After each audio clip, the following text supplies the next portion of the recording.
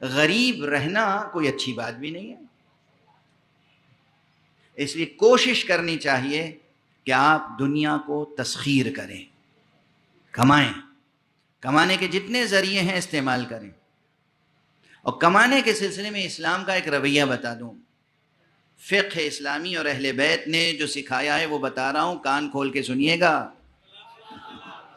اور جو کہہ رہا ہوں کہا سنا یاد رکھیے گا، بھلا نہ دیجیے گا، ٹھیک ہے؟ ہمارے ہاں جو کلچر ہے ایک عرصے سے، اس میں سب سے پہلے بچوں کو تیار کرتے ہیں ملازمت کے لیے. کس لیے؟ سروس، ملازمت، سروس، ملازمت. اور سب سے بڑی فکر یہ ہوتی ہے کوئی سرکاری ملازمت مل جائے. یہ فکر بنیادی طور پر غلط ہے. اسے کھرچ کھرچ کے دل سے، دماغ سے نکال دیجئے، مٹا دیجئے. احادیث معصومین کی پڑھیے جو معاش کے سلسلے میں ہے، کتاب المتاجر، کتاب المقاصد اور اس کے متعلقہ جو ابواب ہیں، احادیث پڑھیں. معصومین نے بہت ہدایتیں دی ہیں روزی روٹی کے مسئلے پر، امور معاش پر. اس میں سب سے زیادہ زور دیا ہے تجارت پر. بزنس کریں، چھوٹے سے بزنس سے آغاز کریں، خود بخود اللہ برکت دے گا. کوئی بزنس ذلیل نہیں ہوتا. آپ مال رکھ رہے ہیں، بیچ رہے ہیں. بزنس میں کیا ہے؟ آپ کی خودی آزاد ہے، آپ آزاد ہیں. واضح ہے؟ آپ آزاد ہیں. یہ علت وہ ہے. یہ کیوں؟ یہ معصوم نے خود بتایا ہے. کہا جب تم اپنی محنت یا اپنا وقت فروخت کر دیتے ہو، کسی کے یہاں ملازمت کرتے ہو، تو تم گویا غلام ہو جاتے ہو، تمہاری آزادی سلب ہو جاتی ہے. اس لیے تم تجارت کرو، پہلی بات، یا پھر زراعت کرو، دوسری بات. زمین ہے، زراعت کرو. ہزاروں چیزیں زراعت کی ہیں، طرح طرح کے نئے نئے طریقے زراعت کے پیدا ہو گئے ہیں. زراعت کریں، تجارت کریں. پھر صنعت ہے، صنعت، تجارت اور زراعت کے ساتھ صنعت ہے. یہ سب معصومین نے سکھایا ہے.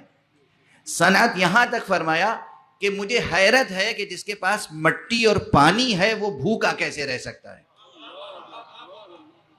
یعنی کچھ نہیں تو مٹی سے، پانی سے مٹی گوندھ کے کھلونے بنا کے بیچ سکتے ہو، مٹی کے برتن بنا کے بیچ سکتے ہو، مٹی سے نہ جانے کیا کیا کچھ بنا. یہ معصوم کا جملہ ہے، میرا جملہ نہیں ہے.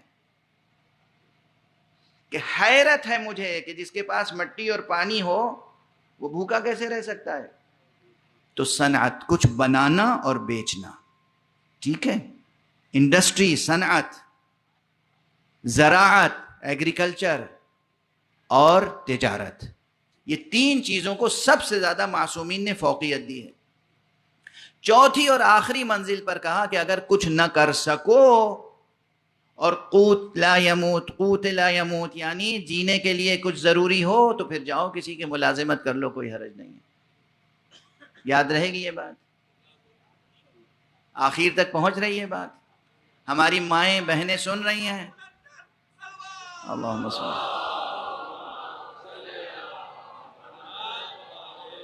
جوان بچے سب سن رہے ہیں نا؟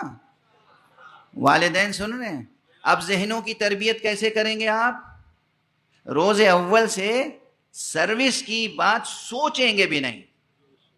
اس فقیر کی بات یاد رکھنا، اگر یاد رکھ لی یہ بات تو اسی معاشرے میں دیکھیے گا کیسا انقلاب آتا ہے. سروس کی فکر ہی نکال دیجیے دل دماغ سے. یہ رونا ہی چھوڑ دیجیے کہ یہ حکومت ایسی آئی ہے کسی کو نوکری نہیں دیتی. ارے حکومت نوکری دے یا نہ دے، سمجھ میں آ رہی ہے؟ آپ کو تجارت کرنی ہے، ہزاروں، زمین تا آسمان، کروڑوں ذریعے ہیں روزی روٹی کمانے کے. کتنی قسم کی تجارتیں ہو سکتی ہیں. ابھی ایک عزیز ملے مجھے یہاں پر، انہوں نے اپنا اخبار دیا، اللہ ان کی توفیقات میں اضافہ فرمائے. یہ جو اخبار چھپتے ہیں یہ بھی نہ جانے کیا مریضانہ ذہن ہوتا ہے اخبار والوں کا. اس میں صفحوں کے صفحے نہ جانے کیا کیا چھاپتے ہیں. دو موضوعات پر صفحات مخصوص ہونے چاہیے، ایک تعلیم، ایک تجارت۔ تعلیم یعنی دنیا میں کن کن نئے نئے کورسز کو انٹروڈیوس کیا جا رہا ہے، یہ ہمارے بچوں کو معلوم ہونا چاہیے۔ ڈھونڈ ڈھونڈ کے، یعنی ہر اخبار کے دفتر میں ایک ایسا شخص ہونا چاہیے جس کو یہ وظیفہ دیا جائے کہ تم تلاش کرو پوری دنیا میں نیا کون سا کورس آیا ہے، نیا کون سا سلیبس انٹروڈیوس ہوا ہے، نیا کون سا طریقہ تعلیم ایجاد ہوا ہے، تاکہ وہ ہمارے جوانوں اور بچوں کو بھی معلوم ہو جائے۔ کرائم رپورٹرز تو بہت ہوتے ہیں کہ دنیا میں کہاں جرم ہوا، کیسے جرم ہوا، کس طریقے سے جرم ہوا، تاکہ وہاں جن لوگوں نے جرم کیا ہے، ہمارے بچے جرم کرنا نہیں بھی جانتے تو خبر پڑھ کے سیکھ لیں کیسے جرم ہوتا ہے، خبر پڑھ کے سیکھ لیں بچے کے کیسے۔ کرائم رپورٹنگ نہ کیجئے، ایجوکیشن پہ رپورٹنگ کیجئے۔ اور دوسرے، دنیا میں کون کون سی چھوٹی بڑی تجارتیں ہیں جو انسان کر سکتے ہیں۔ واضح ہے اس مجمع میں بہت سے صحافی ہوں گے اس وقت بالفعل یا مستقبل میں صحافی بننے والے ہوں گے، تو انہیں یہ معلوم ہونا چاہیے کہ نیشن کی تربیت کے لیے، قوموں کی ترقی کے لیے کن موضوعات پر ہمیں کام کرنا ہے، کن سبجیکٹس پہ کام کرنا ہے، کیا بتانا ہے جوانوں کو۔ تعلیم کی راہیں کھولنی ہیں، تجارت اور رزق و روزی کی راہیں کھولنی ہیں۔ واضح ہے؟ یہ تو درمیان میں بات آ گئی تھی۔ لوگ کہیں گے یہ ممبر سے کہنے والی بات نہیں ہے، میں سمجھتا ہوں ممبر ہی سے کہنے والی بات ہے۔ ایک صلوات پڑھ لیجئے محمد۔